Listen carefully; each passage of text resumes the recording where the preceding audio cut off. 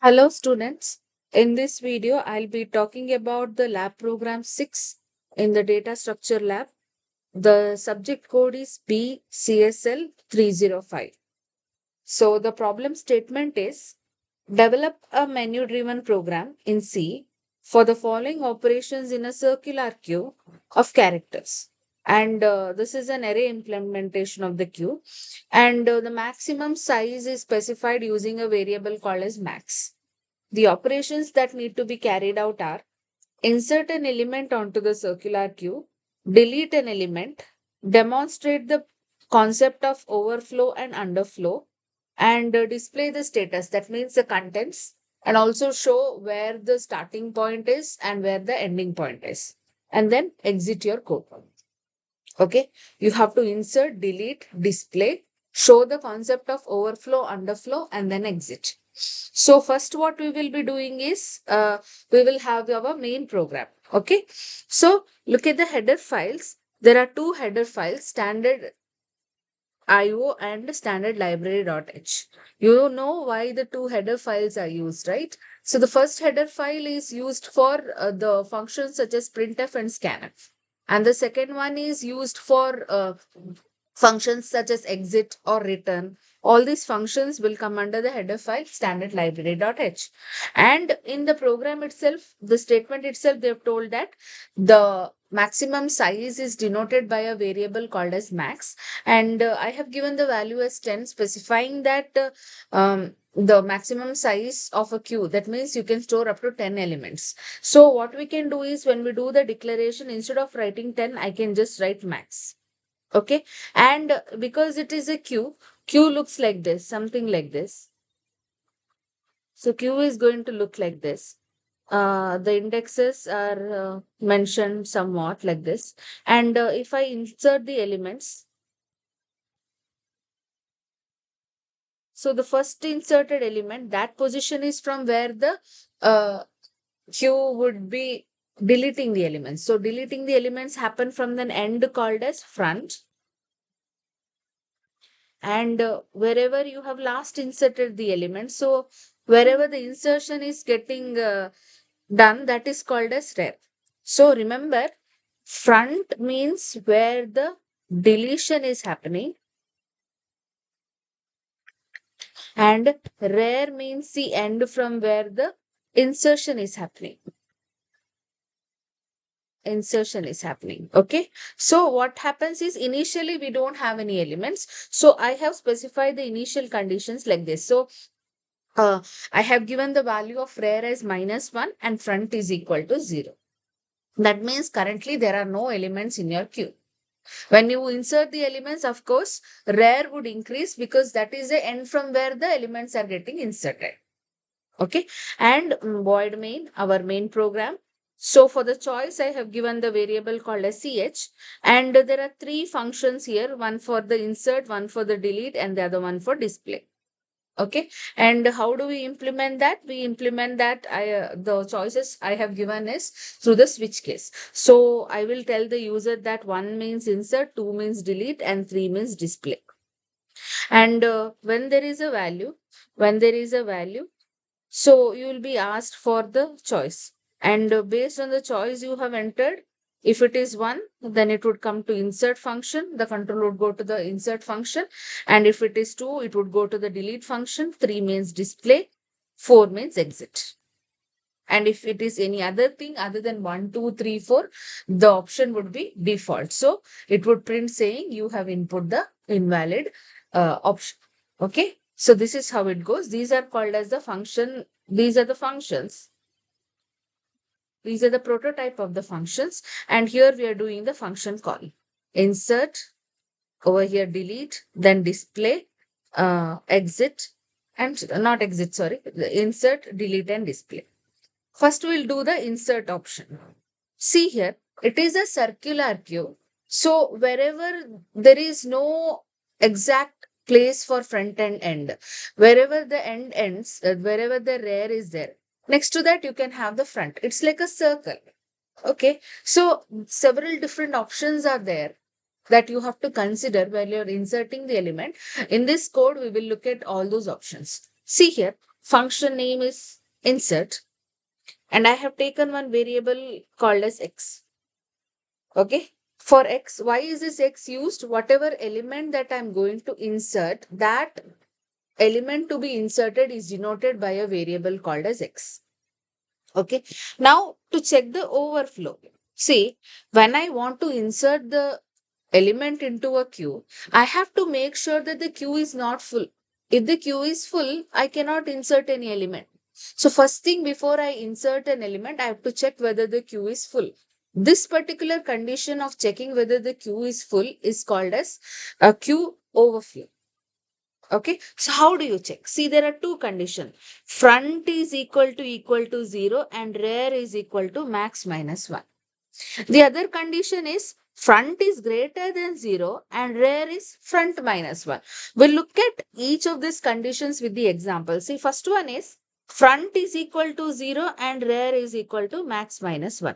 So what it means is something like this. So I'll take a queue like this. So let me give the indexes.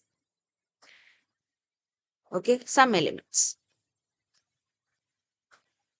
I'll insert the elements. So 10 was inserted first, so this becomes front. And 50 was the last element. So from that point is called as rear. Now you see here, front is equal to 0. You can see that front is equal to 0.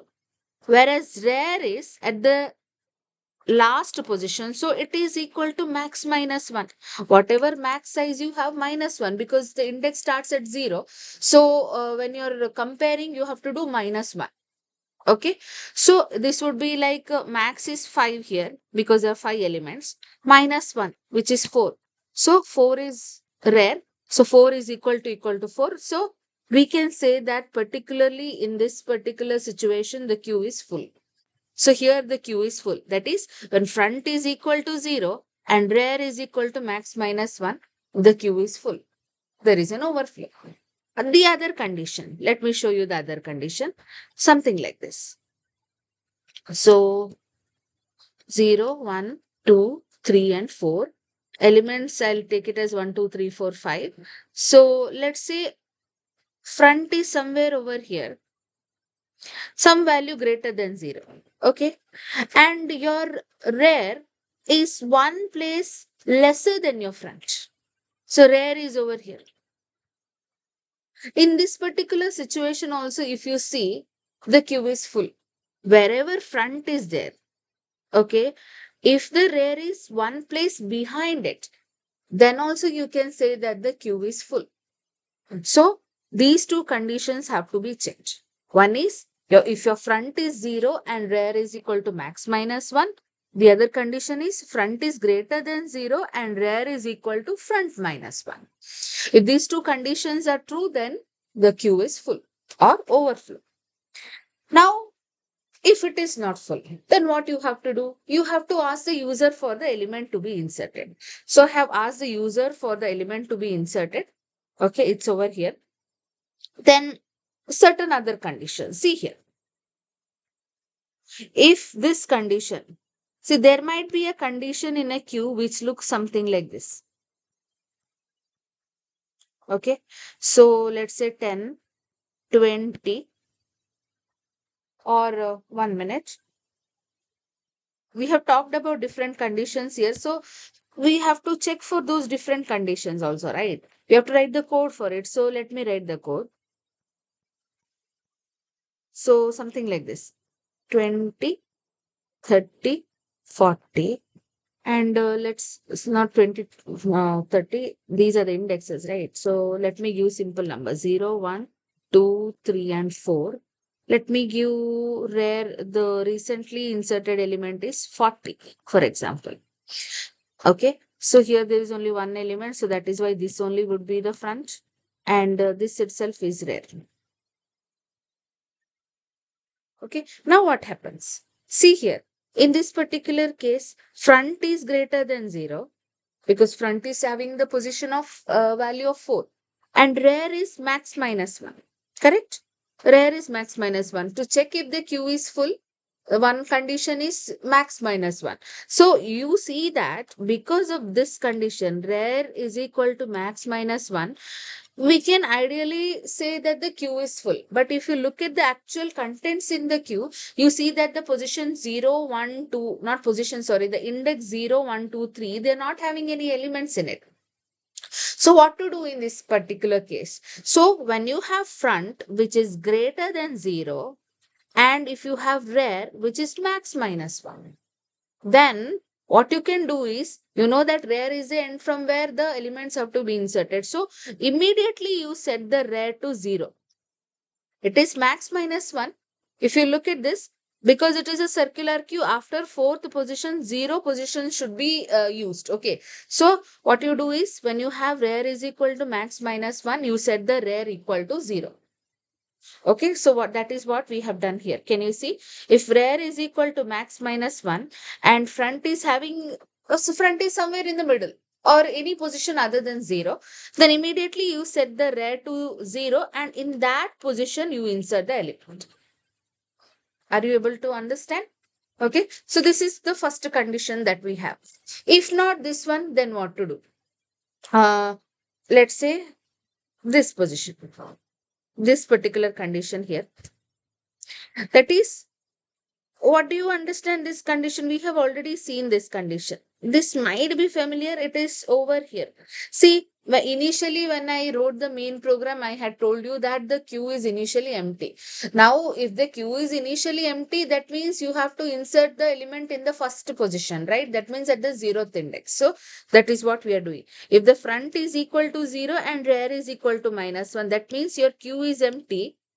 Queue is empty. So whatever you insert now would be the first element. So that itself will be the position of your front as well as your position of the rear. Otherwise, if it is not so,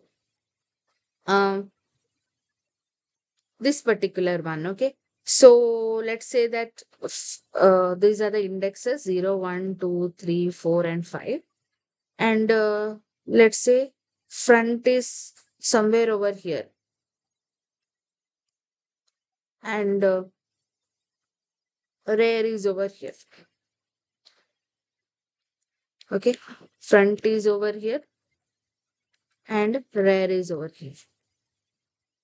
Okay, so index 0 is having the element 10 and 1 is having the element 20. Now, how do you insert the element? Insertion is happening at what end?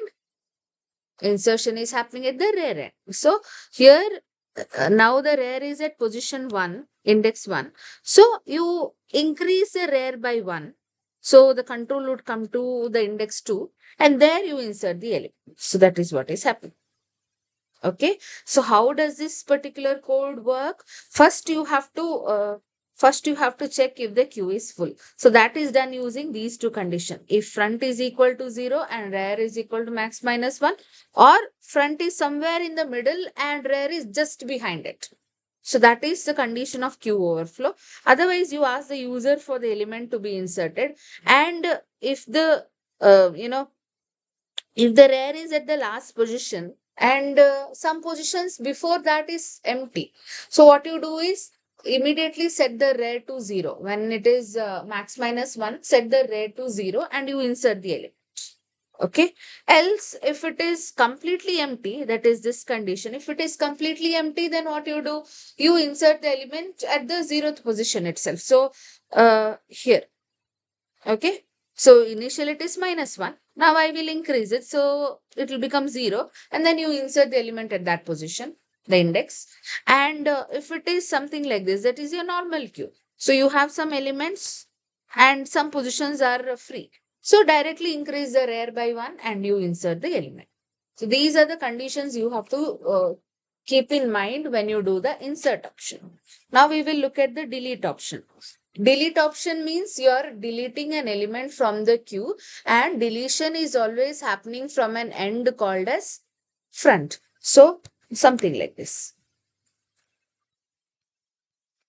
0, 1, 2, 3 and 4.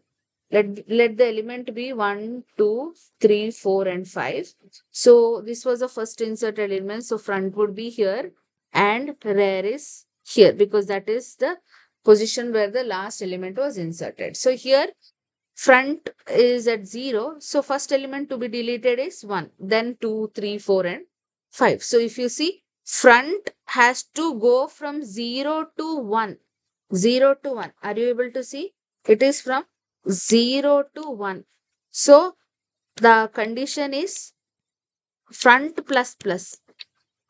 If you do this, then the element would get deleted. Front plus plus, because 0 is becoming 1. Okay. But before that, if you have to delete any element, you have to make sure that there is at least an element in the queue. Correct? So if there is no element at the queue, in the queue, then what is the point of checking? So this particular condition is to check if the queue is empty. If your queue is empty. See, if front is equal to 0 and rear is equal to -1, something like this. If your front is here, okay, and your rear is somewhere over here, that means no element is inserted. That means your queue is empty. So that has to be checked first. If it is so, you exit. If it is underflow, you can't really delete any element, so you exit. Otherwise, what do you have to do? What if there is only one element in your queue? Then what happens? If there is only one element in your queue, a condition is something like this. So 0, 1, 2, 3. Let's say the element is over here. So this itself is front, and that position itself is rear. So in this case, if you delete this particular element 10, then rear would become -1, right? Because right now it is 0. If you decrease, okay, rear would become -1 and front also would become 0, because the element is getting deleted. Correct? So this is what happens here. Okay, rear is equal to -1, front is equal to 0. And what is this particular statement? We are having a temporary variable called as a, and this would keep the value that you will be deleting. See, once you do that deletion, okay, the element can't be retrieved at all. So before that, what you do is you store the value that is present at the index front, okay, so that the element, if you delete also, it is somewhere kept in the memory. Okay. Else if it is not this particular part, so something like this.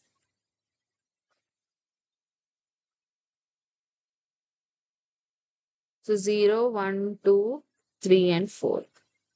Let's say I have only one element over here. Now what to do? So front is over here. So front is at max -1 position. If you delete this, see, if you delete this, ideally deletion means what? Plus plus. But can you do that in this case? If I do plus plus, then the position would change to 5. The index would change to 5. But is there 5 index? No, because there are only 5 elements for this example that I've assumed. Okay. So what should happen now? When 10 gets deleted, where should the control come? The control should come back to 0, right? So what we have done is, when front is equal to max -1, I have stored the value at a variable called as a, and then immediately I have set the value of front to 0. Okay, this is how it works. And if it is not, under normal conditions, what will happen? Front would be incremented by 1, and that value would be stored here. Here I have done two steps. One is storing the value of front index value in the variable a, and also increasing it. So deletion is also happening in this particular step. Also deletion is also happening at this step. Also the assignment of the variable value into the variable called as a, that is also happening over here itself. So this is how the deletion works. Okay, first when you call the delete function, when the delete function is getting executed, the first part of the code is to check if the queue is empty. If it is empty, you cannot delete. So emptiness is shown by the condition front equal to 0 and rear is equal to -1. If it is not, then you are having some elements, so you can delete. So in that case also there are so many different conditions. One is when your number of elements is only one. If it is only one, when you delete, your rare becomes -1. That means one element is only there. And when you delete that one element, you will be having the condition of empty. The emptiness is shown by this. Rare is equal to -1 and front is equal to 0. And this one more condition, that is your front is somewhere at the last position. And when you delete it, because it is a circular queue, 4, after 4, 0 would come. So when front is equal to max -1, you delete that element and you bring the control to 0. That is what we have done over here. Otherwise, in case of normal condition, you have to increase the value of front by 1, and that is how you can delete the element. Okay, so that is a function of delete. Next, you also have the function for display. See, when you have to display, again, you have to make sure that there are at least one element in the queue. There is at least one element. So, if it is not there, then no point in displaying, right? So, you have to check whether the queue is empty. So, that is done here. If front is equal to 0 and rear is equal to -1, then you can say that the queue is having underflow. Otherwise, say something like this. What if the queue is having elements like this? So let's say 15. Let me have these elements 5, 8, 30. Let's say front is over here, and let's say rear is over here. Okay. So in this particular situation, when front is having value greater than rear, how do you not delete, sorry, display the elements? So what we have done is, when the value of front is greater than the value of rear, so here the value of front is 3 and the value of rear is 2, so 3 is greater than 2. So what logic we have used is, we have used two loops for this. One loop is to display the elements from index 0 to the position of rear, 0 to the position of rear. Then one more is from the position of front till the last position. Okay. One is from 0 till whatever rear value you have. The other one is from the front till the last position. Last position is represented using max -1, right? So max -1. So see, if front is greater than rear, front is greater than rear. So from 0 to rear, we display the element separately. 0 to rear. That is from 0 to 2. Likewise, from front to max -1. Front is over here, 3, and till the last position. So, for I equal, so let the loop goes like this. From I equal to 0, okay, for I equal to 0, I less than or equal to rear, I plus plus. Likewise,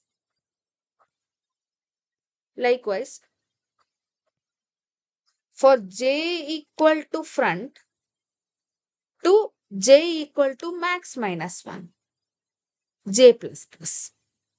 Okay, then you display the position of rear, because it has told that you have to display the now contents, also the status. So you have to show where the rear is and also where the front is.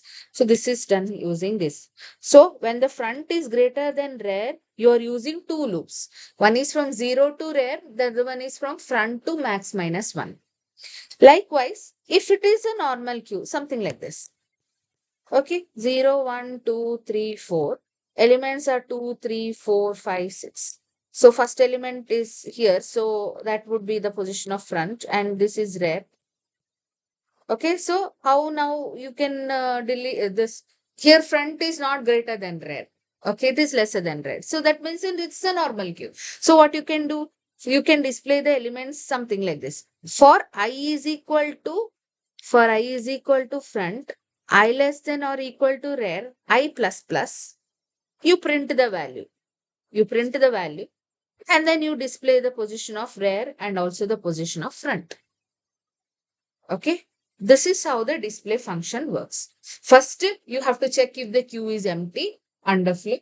If it is not, then there are two conditions. One is if the front is greater than rare.